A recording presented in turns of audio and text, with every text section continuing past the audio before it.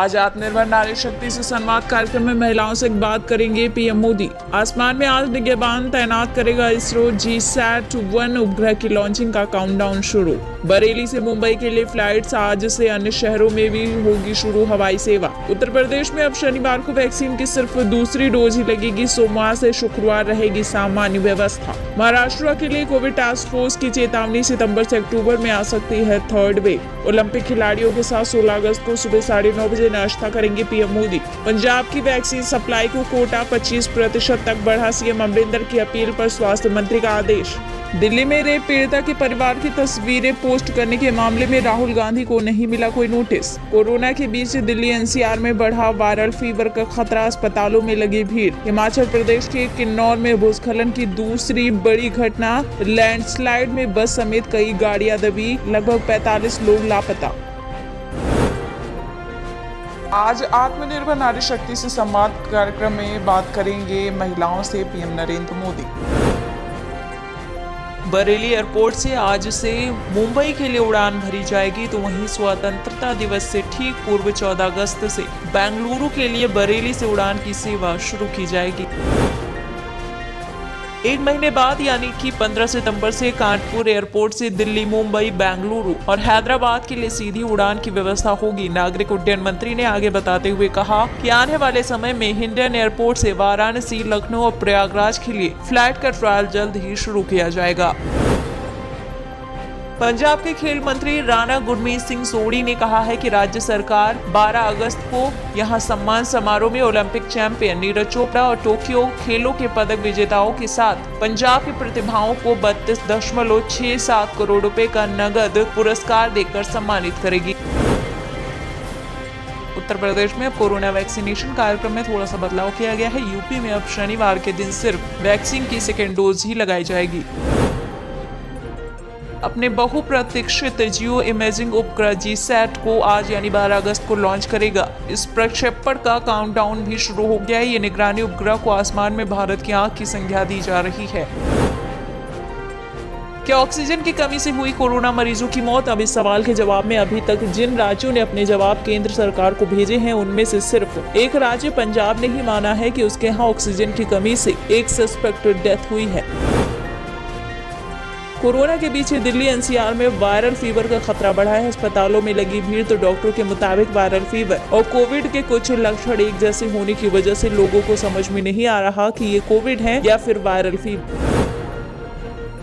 केंद्रीय गृह मंत्रालय ने लोकसभा में बताया कि केंद्र सरकार ने राज्य सरकारों और केंद्र शासित प्रदेशों को निर्देश जारी किए हैं और अवैध प्रवासियों की त्वरित पहचान करने का आदेश दिया है। संसद के मॉनसून सत्र के दौरान राज्यसभा में मर्यादा लांघते हुए टेबल पर चढ़कर हंगामा करने वाले सांसदों पर गाज गिर सकती है और सभापति M वेंकैया नायडू एक्शन ले सकते हैं। गर्भवती और स्तनपान कराने वाली महिलाओं को ANC और PNC केंद्रों पर भी लगेगी कोविड वैक्सीन। अभी तक भारत में 50 करोड़ से ज्यादा लोगों को कोरोना टीकाकरण हो चुका है। कोरोना वायरस का खतरा एक बार फिर बढ़ने लगा है। महाराष्ट्र में तो कोविड टास्क फोर्स ने तीसरी लहर आने की चेतावनी भी दी है। बता दें, सितंबर अक्टूबर में आ सकती है थर्ड वेव। केंद्र सरकार ने हॉकी के दिग्गज मेजर ध्यानचंद की याद में राजीव गांधी खेल रत्न पुरस्कार का नाम बदलकर मेजर ध्यानचंद खेल रत्न पुरस्कार कर दिया। महाराष्ट्र ने केंद्र को दिया है जवाब और राजीव गांधी के नाम पर अब IT अवार्ड देगी ये सरकार। इससे पहले शिवसेना ने कहा कि राजीव गांधी खेल रत्न पुरस्कार का नाम बदलकर हॉकी के महान खिलाड़ी ध्यानचंद के नाम पर रखने का फैसला लोगों की इच्छा नहीं बल्कि एक राजनीतिक खेल है। साथ में ये भी पूछा कि क्रिकेट में पीएम मोदी का क्या योगदान है, जो अहमदाबाद में स्टेडियम का नाम उनके नाम पर रखा गया है।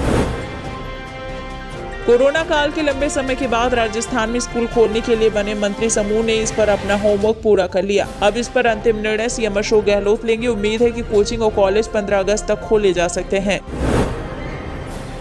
विपक्षी नेताओं के साथ डिनर के बाद बोले कपिल सिब्बल, हम गांधी परिवार के साथ हैं। साथ ही कहा कि राहुल गांधी वो कह रहे हैं जो उन्हें ठीक लगता है।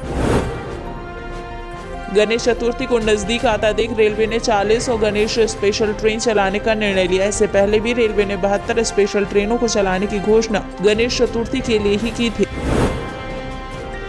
हिमाचल प्रदेश मंत्रिमंडल की बैठक में मुख्यमंत्री जयराम ठाकुर ने बड़े फैसले लिए। प्रदेश में 11 से 22 अगस्त तक स्कूलों को विद्यार्थियों की बंद रखने का फैसला लिया गया है।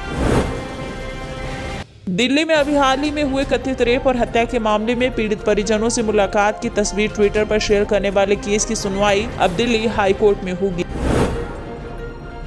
घोड़ों की एंटीबॉडी से महाराष्ट्र की आईसीरा बायोलॉजिकल कोरोना की एक ऐसी दवा पर काम कर रहा है जिस इस्तेमाल से 72 से 90 घंटे में ही RT-PCR की रिपोर्ट नेगेटिव आ सकती है। कोरोना के खिलाफ 2 अलग अलग वैक्सीन कोविशील्ड और कोवैक्सीन के मिश्रण से इस्तेमाल को लेकर चर्चा लंबे समय से जारी। अब DCGI ने कोविड वैक्सीन मिक्सिंग की स्टडी को अनुमति दे दी है।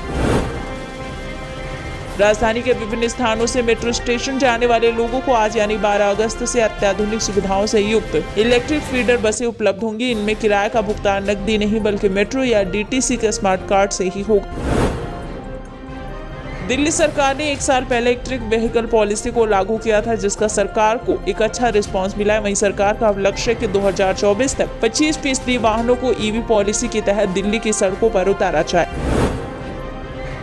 26 जनवरी को हुई हिंसा के बाद सुरक्षा बल लाल किले की सुरक्षा में इस बार कोई गलती नहीं करना चाहते। वहीं सुरक्षा कारणों की वजह से 15 अगस्त को स्वतंत्रता दिवस समारोह से पहले प्रतिष्ठित लाल किले के प्रवेश द्वार पर ही दीवारों की तरह ऊंचे कंटेनर रखे गए हैं। प्रतापगढ़ से बीजेपी सांसद संगम लाल गुप्ता को एक बार नहीं बल्कि 2 बार धमकी भरा कॉल किया गया और उनसे 5 करोड़ की रंगदारी मांगी गई। अब दिल्ली पुलिस की स्पेशल सेल मामले की जांच में जुट गई है।